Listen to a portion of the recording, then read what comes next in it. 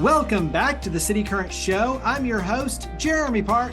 We're always honored to bring you inspiring stories of individuals and organizations making a difference, empowering the good, and we love talking about the arts, the power of the creative arts. We're honored to be joined by Lar'Juanette Williams, Executive Director of Memphis Black Arts Alliance. How are you doing? I am great. How are you? Doing very well. So it's always fun to talk to an artist. And so before we talk about the organization, let's talk about you personally. Okay. Just a little bit of your background. Well, I am originally from Memphis, born and bred. I tell people born, bred, and cornbread fed from Memphis, Tennessee.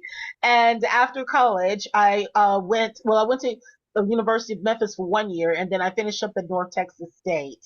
And then, which is now University of North Texas. I'm dating myself, by the way. And so then I went to Los Angeles and I lived the life there for 12 years. There I got into, well, actually I started out on stage. I had a wonderful acting teacher. You guys may have heard of her, Kim Fields, who was Tootie on Facts of Life. And Charles Nelson Riley, I don't know if you guys remember him. He was my comedic and my improv instructor. And so I got a chance to work with some really heavyweights that really kind of helped me to really get into it. And then I started auditioning, and I auditioned and I landed my dream role, which was Effie White in Dreamgirls. It was a trek, if you will, Jeremy. At first I didn't land the role. I landed the understudy. But over the course of time, the leading lady, who was Sabrina Wilson, the Broadway diva Sabrina Wilson, had to leave, and I took over the role, and I did it and did the tour, and it was great. Like I said, it was my dream role, but it also opened the doors for me to do many, many other things. I toured Little Shop of Horrors. Then I started getting into television and film, got a really great agent. And it was like, she was like the golden child. Everything she would send me on, and she said, I'm going to pray over this. I said, okay. And she would send it and I would get it. And so I did shows like ER, Chicago Hope. I did Seinfeld, did 2 episodes of Seinfeld, Arliss, NYPD Blue. You named it. I had some guest appearances on those. Came back to Memphis for a little stint and met Jim Crabtree, who was over Cumberland County Playhouse in Middle Tennessee. Got a chance to work with him. He took me there. They were bringing over a show from London that had won the Olivier Award called Honk. It's the Ugly Duckling story. And so they were trying to workshop it here in the States to get it to Broadway. And he needed a leading lady. So I went, and not a good show, but that's a whole nother subject. And then I wound up doing Hello Dolly. He took a leap in Middle Tennessee. Black woman playing Hello Dolly. It was interesting. It was fun. And so we did that. And then I came back for a moment in Memphis to check on the folks and the fam, and then he said, I've acquired a theater in Knoxville, Tennessee, and I think I need your help because we need to diversify. And I said, sure. Now, let me back up a little bit. While I was there and after I started getting into television and film and everything, I went back to school. I got my master's in sociology, but then I decided to go to Stella Adler Academy, and that's where I actually learned more about arts administration, production, directing, and all of that stuff. And so I did that. Now let's fast forward. So when he asked me that, he knew that background. And so the whole time I was there doing Dolly, I was like, I'm really a producer, you know?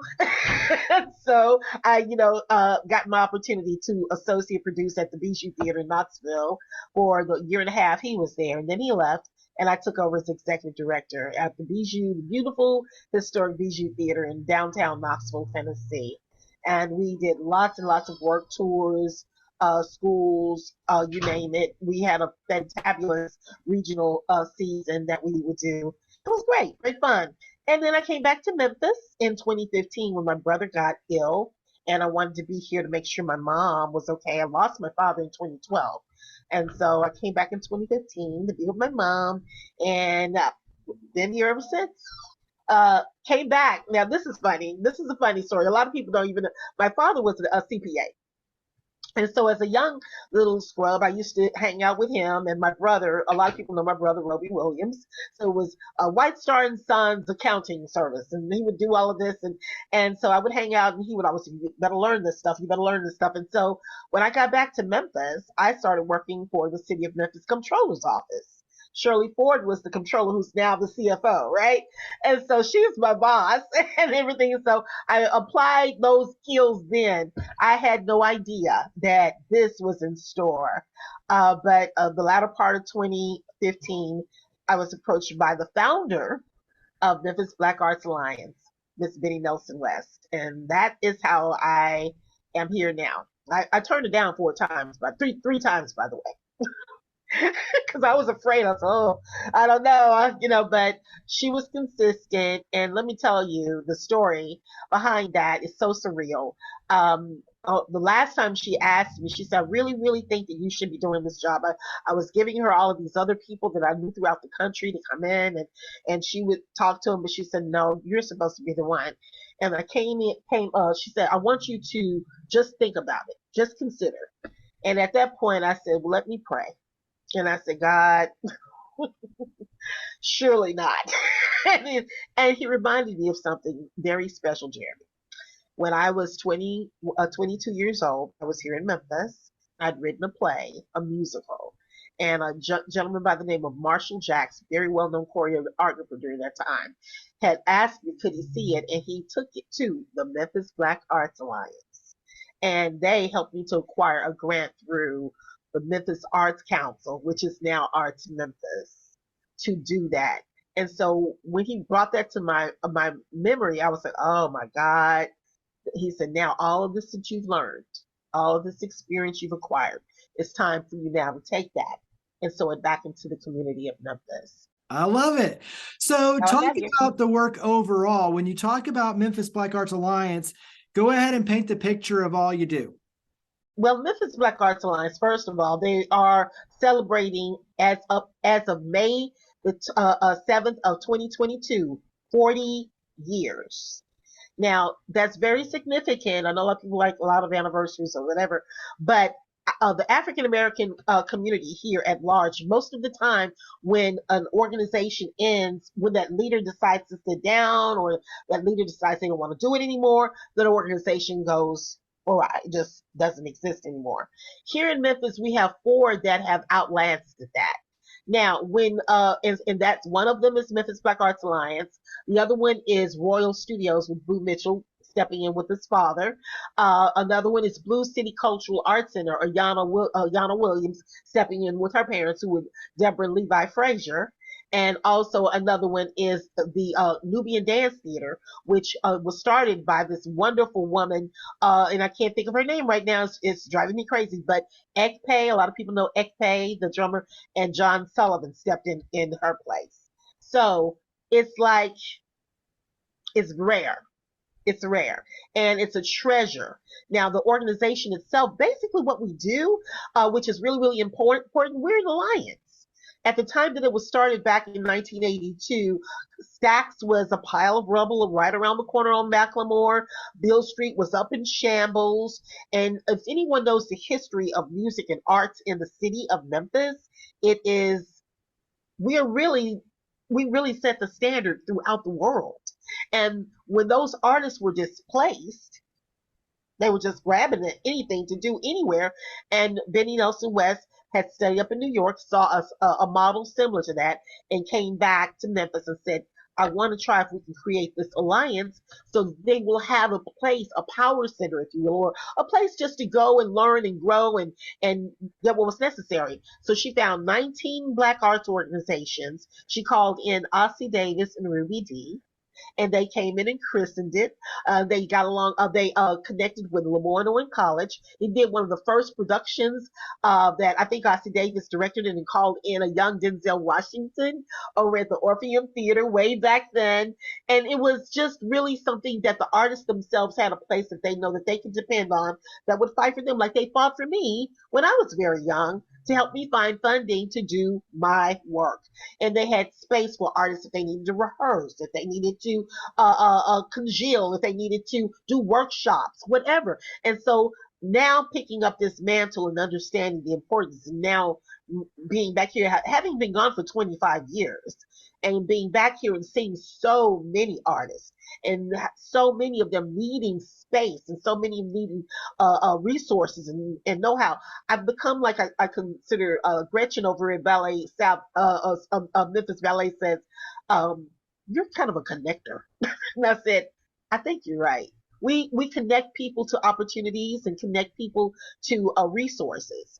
And I sit proud here to do that. And every day, all day, that's what I'm doing. People will call, I need to know, do you know anyone that can come and do this? Or someone that can perform and do this? Do someone that can speak and do this? You know anybody, an art therapist? You know, and this is what we do. We help them to find themselves.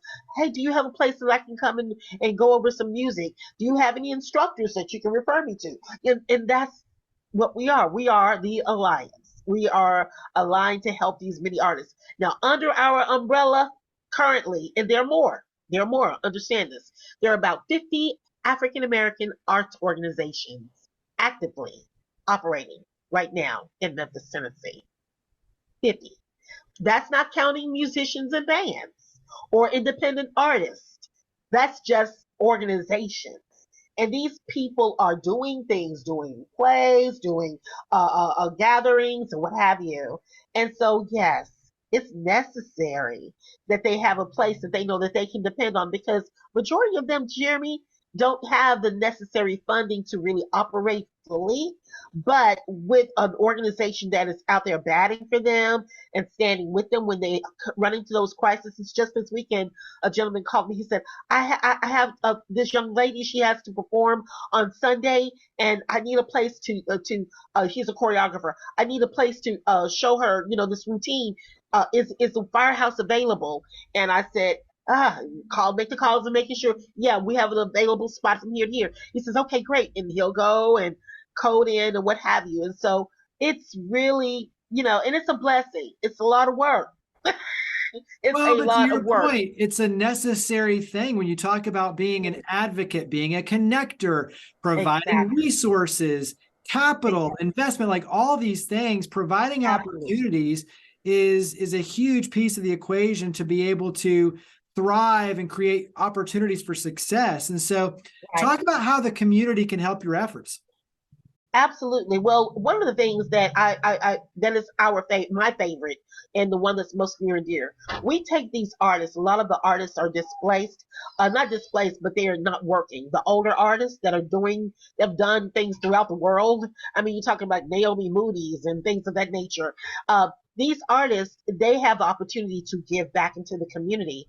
We have to find the funding so that they can do so. Now, we have a program that's called Arts Reach. And what we do, we take artists like that and other artists, even younger artists, and take them into underserved communities. The budget cuts in schools left the arts on as the first thing to wipe out in a lot of schools. The urban schools are the first to be hit in that direction because the funding is going more towards sports. However, we know, and it's been proven, that arts helps to build those cognitive skills, those as well as the math and science aptitudes and all of that. So it's really important that we find a way. So what we've done, we team up with the after school programs like streets ministries, boys and girls clubs, community centers, and we go in and we find the funding to bring these amazing artists. It's different than bringing in teachers and instructors. We bring in artists because when you're talking about communities like in the underserved areas, 38106, 38126, these kids need to see hope. And so when they see people that are successful and then getting trained from these people, then they desire something different and they build the energies and the abilities to shift their communities. But if you just constantly put, nothing there and all they're seeing is crime and this, then they begin to feel that that is all that there is to life, and there isn't. So we find the funding. So how they can help us, help support us, we have on our website, which is www.memphisblackarts with an S.org, and they can go on, they can support us, and there's a big donate sign right at the top of it because we need the help to help our art. And it does two things. Those artists are sitting at home doing nothing, and it helps to keep things going for them as well. That's something else that we do. A lot of the arts, when they pass away, they don't have sufficient insurance and things of that nature. We've had to help them in that capacity. We help, like I said, we are the alliance. We are the organization that they know that they can depend on. And so, yes, please, by all means, help us help those. We took about 300 kids last year to the Orpheum Theater to see shows. Those kids live blocks away from the Orpheum. But they saw the Orpheum, but they'd never been inside. And they walk in, they're like, oh, right. And then they see these shows that have African Americans on stage. And they say, and they come out, and there was this one that was really, he was kind of, you can tell he was part of a gang. He had that kind of air. And he came out and said, I want to write a musical. I want to write a hip hop musical. I said, you need to. You need to. Your experience and put it all on the page. And this is what it's about, helping to change the Greater Memphis for the better. So it's a better quality of life for everyone involved, all of us. Absolutely. That's awesome. So you never can say it enough in the media world. So mention again the website, social media. Where do we go to learn more and get plugged in? Absolutely. Our website, www.memphisblackarts.org. We are on Facebook. We are on Twitter. We are on Instagram. We are on all of those platforms. Just put in Memphis Black Arts Alliance, MBAA 901, anything like that. MBAA is a really big one. So definitely come on out and support and come out and be a part of this alliance to help move this city into where we should be. The cultural mecca of the world, because that's who we are. That's who we are. So the website again is memphisblackarts.org. Lar'Juanette Williams, Executive Director of Memphis Black Arts Alliance. Thank you for all you and your amazing team do. Thank you for coming on the show. Thank you, Jeremy, for having me.